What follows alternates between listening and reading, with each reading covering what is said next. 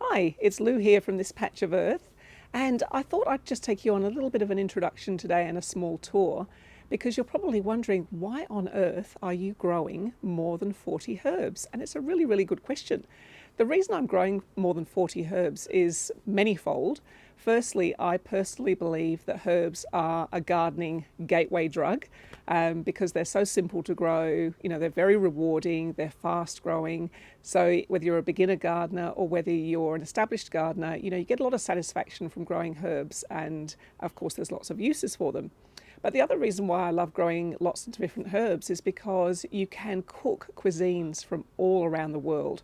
And that is just wonderful, just to be able to go out into your own garden and you see a Lebanese recipe or an Asian recipe or a Greek recipe or a French recipe, and you know that you've got those herbs in your garden and you can just go and harvest them fresh. It's just wonderful. And the other thing about herbs is, of course, that they dry really well and they often freeze well too. So there's something that even when they're out of season, you can be using. So let's get into the tour. And I thought we'd start the tour where it all began. This is where our garden began 2 years ago. Just in September 2009, my husband Theo found some wood underneath our deck, some spare wood. And we thought, what are we going to do with it? Are we going to chuck it out? And I said, look, you know, I've always wanted to do a bit of gardening. Why don't we do a couple of a raised bed? So it was initially one raised bed, which he built for me. That got going. And look, you guys who are into gardening, you know the rest of the story. It's so addictive. Once I had that planted out, I couldn't stop at just one. So then we had the second one put in, which is the one I'm just sitting on here. And we started to plant them out. So this is the beginning of it all. But anyway, in terms of the herbs that I'm growing, just to the left, we've actually got a little bay tree, which is just taking off, and we haven't started harvesting from that yet, but it's really looking lovely and healthy. So I'm excited about having that just next to the garage wall. It's a Mediterranean herb, so it'll love the heat there. And we've also got in front of us here some of our spring onions. And the spring onions, when they're newly in the ground, I tend to just harvest little bits at a time. I don't take the whole onion out, and then once they start to get a bit bigger like this, I will take them out. And have a look at this basil. It seriously does think that it's summer. We're only 2 days off winter now, and it's still going gangbusters, and we're still getting lots of pesto. And the trick to this is putting it up against a brick wall. And we have here a north-facing brick wall, so lots of radiated heat, and the basil absolutely loves it. And then on my other side here, I've got some beautiful sage, another Mediterranean herb. Now this sage I cut back time and time again. It gets cut right almost to the ground, and it just keeps growing back. It's so prolific, it's just beautiful. So that has been wonderful in the garden. Of course, once we cut it back, I just take them off, and then they get dried and I can use them dry. To my left here, we've got tarragon, and of course this is one of the key French herbs, and this has really taken off in the garden. I just bought a very tiny plant, popped it in, and it just keeps coming back year after year. So again, a lot of these herbs are perennials, and once you've got them in the garden, you don't have to worry. They just look after themselves and keep coming back. And then in this corner here, we've actually got some nasturtiums. Now I count nasturtiums as herbs because you can use all of the plant. We put the leaves in salads. They've got a beautiful peppery wasabi flavour, and even you could pop them into your sushi so that if you don't have any wasabi, they give you that beautiful flavour in your sushi. Here we have garlic chives, and again, absolutely beautiful perennial plants. They just keep giving, and of course if you run out of garlic you can use those for your garlic flavouring. But the other great thing about these is that when they're in flower they're stunning, so they really do have lots of great uses in the garden. And then over here we just have some chilies. So we've got what I call a chili tree. It's just sort of grown into that beautiful shape.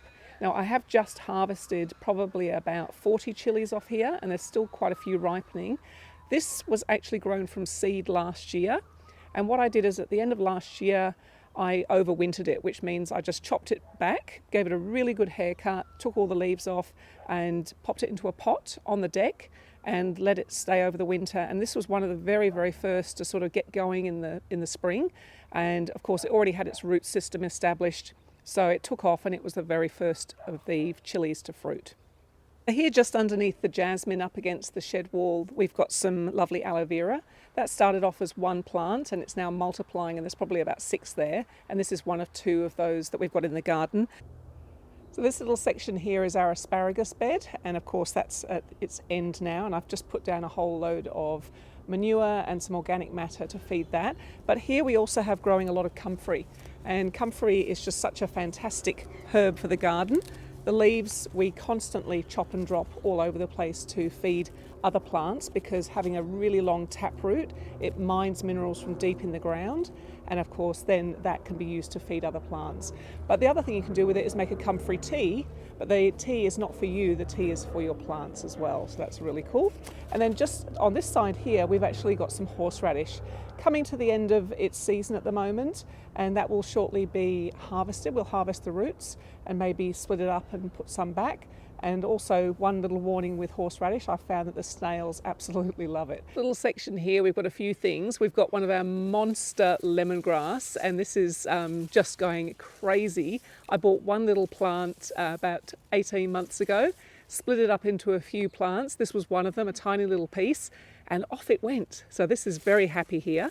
And underneath it, it is actually a nursery plant for our Greek mountain tea underneath, which is growing really, really nicely. And we will do a separate video just on tea plants at some point.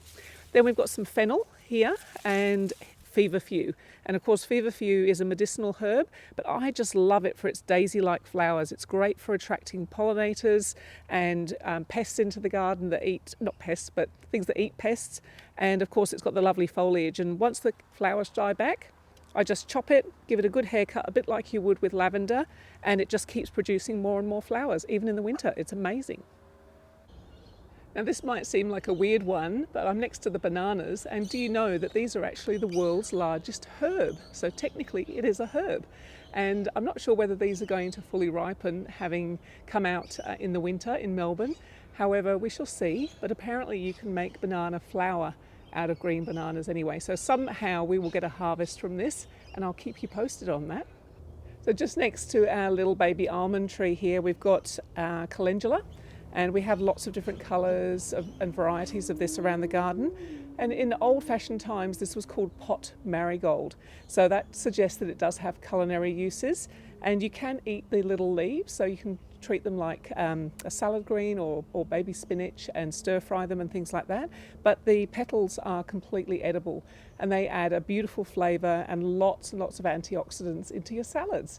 And they also make them look really pretty as well. So I definitely recommend growing calendula, and of course it attracts lots and lots of beneficial insects into the garden as well. So in this little section here, very close to our strawberry plants, we've got a really old-fashioned pretty herb called borage. I love this plant. It's just so pretty and cheery, and especially in the winter you've got these gorgeous blue flowers. It seems to just flower whenever it feels like it. And we use these flowers a lot in our salads, and a lot of people do candy them and put them onto cakes and things like that. Completely edible, and they do look stunning in a salad. So I really recommend that if you've got some of these things growing in your garden, think outside the box and get some of these pretty little blue flowers, some of the petals of your calendulas, and chuck them in your salads. Not only will they look stunning, but you'll also be getting a whole new lot of antioxidants into you. And here we are at one of our little raised beds. Absolutely love these raised beds. We started off just with a couple of the wooden ones, and we've now got 16 raised beds in the garden in total. So you know what it's like. I don't have to tell you. But what we've got in here is some cat mint, and just like all members of the mint family, you do want to be putting it into a pot or a container, because obviously it goes a little bit crazy. But this just smells absolutely beautiful, and it's really taken off, and it loves it in this position. We've also got some parsley. Now I've got flat leaf parsley here, and we've got some curly leaf parsley just in the blueberry beds behind us. But one of the things with parsley, if you are trying to grow this and perhaps you're wondering why it takes so long to germinate, there's an old-fashioned saying that says parsley goes 9 times to the devil before it comes up. So that obviously relates to the fact that it takes forever to germinate. So if you are growing it and it's taking a while, don't despair, give it time, and I'm sure it will come up. So that's parsley, and then these leaves that are starting to die back here are actually turmeric. So we've got some turmeric growing in here, and once the leaves all die back, of course, we can harvest the roots. And I'll just save some, split them up and pop them in different positions, and we'll get some more next year. Just at the bottom of this raised bed, which we don't have showing at the moment because it's just died back, is some saffron. And the saffron, I missed getting the little fronds this year. It was the first time it's flowered, but I missed it. But it doesn't matter. It's probably a good thing. It'll have more energy for next year and more flowers. And I've got some more bulbs to put in. So we are hoping that in the years to come that we're going to have a lovely little harvest of our own saffron. So in this little area behind me, we've got something called Nigella. I think it's also maybe called Love in the Mist or something like that. It's just a very furry little plant and really pretty flowers, just almost like straw flowers. But that's actually a herb. So here we've got Nigella. This is one that I've got from a shop. And this is one of my home saved seeds from last year. So what you do with them, it's sort of similar to poppy seeds or sesame seeds, that kind of thing. They're just, a little bit flavoursome and peppery, and you can use them in lots of different dishes. So very healthy for you as well. So if you're not growing Nigella, it's a really pretty herb for the garden. So now we're up on the deck, and of course, ideally I like to try and keep lots of herbs on the deck because it's just right outside the kitchen door. And it means that when I'm cooking, especially if it's raining or at night and I don't want to go fossicking around the garden, I can just come out here and grab what I need. But what we have here is some more parsley. And then we've got 4 little pots of basil. And you can see the difference between this basil and the one that we have growing in front of the garage wall. This one knows it's winter and it's really got woody and it's really at the end of its days, whereas the one in front of the garage still thinks it's summer. And here we have some mint. So as you'll notice, I've chopped the mint right back and it's starting to regenerate from the bottom. So we've got here some chocolate mint and some common mint. But then I also have this mint here. This is actually mint, and this is a native Australian mint. So in terms of doing different cuisines, we've got all sorts of different cuisines here. We can do our Greek, we can do our English potatoes, we can do Lebanese food, we can do our native food, our indigenous food. So really, really good idea. But the other thing about this is that you'll notice I haven't chopped this one back. So these two have been chopped back and they're just coming back through now. But I like to leave one so that I can still get a harvest. So that might be a little idea that you could use with your herbs, is that if you've got some similar ones, and I'll show you another example shortly, is leave one and don't chop them all back at the same time, and then that way you've still got some to use in your cooking. And if we move forward, we've got some chamomile here. Obviously not in flower at the moment, but I've got chamomile growing all around the garden. And again, that was just from one plant originally. Popped it into our raised beds, our wooden raised beds, and I've taken little cuttings and I've popped some seeds around, and it's now coming up all over the garden. And when it's in flower, I just love it. And of course, it's awesome in teas. We've got some, these are leeks here, some more parsley, and just in the little corner bed over there, we've actually got Roux, which Italians, I believe, call ruta. And it's not something I would recommend for culinary use. It is apparently a medicinal herb, but the reason I have it growing here on the deck is because it's a very, very strong smelling herb, and it's actually a mosquito repellent. So it's a great one to have near your home, near your doors, because it does help to repel the mosquitoes. You've only got to brush past it and you get that really strong smell. But if you are growing this, please be careful and wear gloves when you are chopping it back and pruning it, because some people have a sensitivity to the sap of the plant. And then also in that bed, we have a little creeping rosemary. Not doing terribly well, but I don't worry too much because we have a massive rosemary bush in our front garden. So that one's just a little bonus. So in this section of our deck, we've got lots of different herbs, and I've got some a little bit more unusual ones up here. One of them is the one that's in my hand here, and it's just growing behind me. And this is called olive herb. And I don't know whether you've heard of this before, but as the name would suggest, it smells and tastes like an unbrined olive. So it's really good for putting in salads or even pasta dishes, on pizza, things that you would normally put olives in. And the other thing it's great for, which might surprise some of you, is if you like to do a dirty martini and you don't have any olives, you can stick this in and give it a stir and you've got your dirty martini. So that's kind of a cool thing to do with it. And then next to that, we've got some more sage. We've got a few different varieties of wormwood up here, some more parsley behind me. And then in these pots at the front here, we've got a Kaffir lime tree. It's only a little baby, but it's producing enough leaves for me to come and get some beautiful zesty Kaffir lime leaves for my curries and for my Asian dishes. And then next to that, we have another one which is really beautiful and aromatic. And that's the curry leaf tree. And I just absolutely love that. You just brush against it and, you know, straight away you've just got that beautiful curry smell. And what I do is I just come and take one of these little sprigs off, just snap it off, and I might put 1 or 2 or 3 of those into my curry dishes, and it just really lifts that beautiful fragrance and taste and makes it so authentic. It's just gorgeous. So I hope that you consider growing this if you love your Asian dishes. So we're still looking at the same section of the deck, and here we've got one of our other lemongrass plants. Very handy if I don't want to go foraging down the garden on a rainy and windy evening. I can just come and get it from here. But the other thing is I will be splitting this up soon and putting some more around the garden. I actually really want to do a lovely hedge of them. And actually I came along and was just taking off some of the dead leaves before, and this came out. So this is a perfectly viable little lemongrass cutting or small plant that I can pop in. It's got roots attached to it, so that will be going in the ground. And I've probably got, I don't know, maybe about 30 plants in there that I can do if I split the whole thing up, which is, I love it. They just keep giving and giving you more. And then next to that, we've got some normal chives. So I've got garlic chives all over the garden, but here we've got our regular chives. And I've just cut back some oregano. And of course, when you cut it back, you can dry it either in a dehydrator, a low oven, or just in the sun. So I've dried that. But as I mentioned to you before with the mint, what I try and do if I've got similar herbs is not cut them all back at once. So right next to it, I've got marjoram. And marjoram is very similar in flavour and use to oregano. So when I cut my oregano, I don't cut my marjoram, and vice versa. So that way I've still got something that I can use to pop in my pizzas and my Italian dishes. So hopefully that gives you a little tip which is handy for you. So one of the other herbs that I want to talk about, it's actually a fruit as well as a herb, and it's olive. And you're probably thinking, that's not a herb, Lou, but the leaves are used in the herbal way because they're used for teas. And at this time of the year, it's a really good thing to talk about because olive leaf tea is fantastic for respiratory ailments and also for flu. So if you've got an olive tree in your garden, don't overlook the leaves. They are fabulous. And just on this side of me, I have some yarrow. So you're probably a little bit out of frame, but the yarrow is a gorgeous flower, and I've actually got a pink yarrow.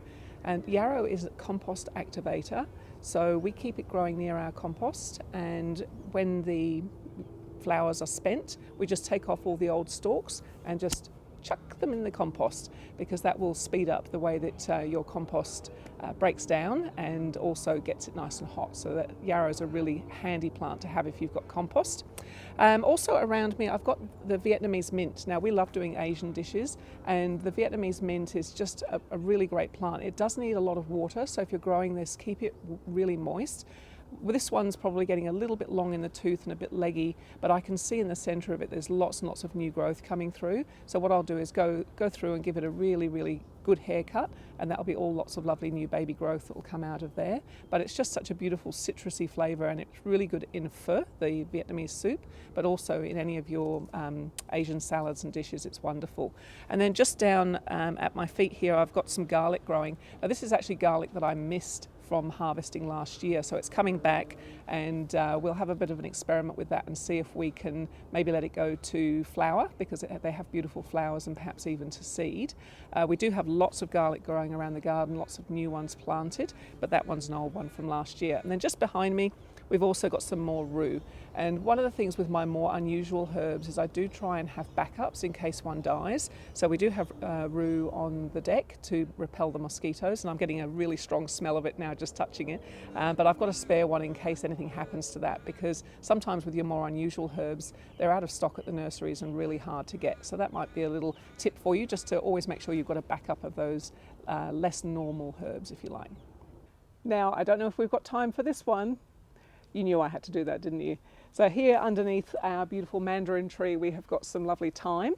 And I think with thyme, I've actually tried to do it a few times in pots, and look, probably many of you, it's worked for you. Thyme in pots doesn't work for me, so it works really well underneath the fruit trees, seems to love it in here.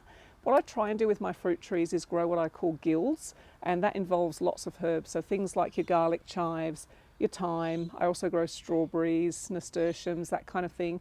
And what that does is attracts the beneficial insects and repels the pests. And also sometimes the scents are there to put the pests off their game. So that's what we do with our thyme. Now that's the end of our herb video, and of course we've mentioned lots of other things, and I am planning to do an edible greens video. I'm planning to show you all of our fruit. We've got well over 100 fruit trees and soft fruit bushes around the property. We've got loads of veggies growing, so I will be taking you on some more tours and showing you bits and pieces. So if you found the content enjoyable and you like what we're doing, feel free to share it and subscribe, because obviously if you know other gardeners who might find this useful, it'd be lovely to be able to get it out to them, and it does help us reach more people. But apart from that, I think that's going to be it for us for today, and I hope you have enjoyed this little tour, and that's it from this patch of earth for now. Over and out from Lou. Bye for now.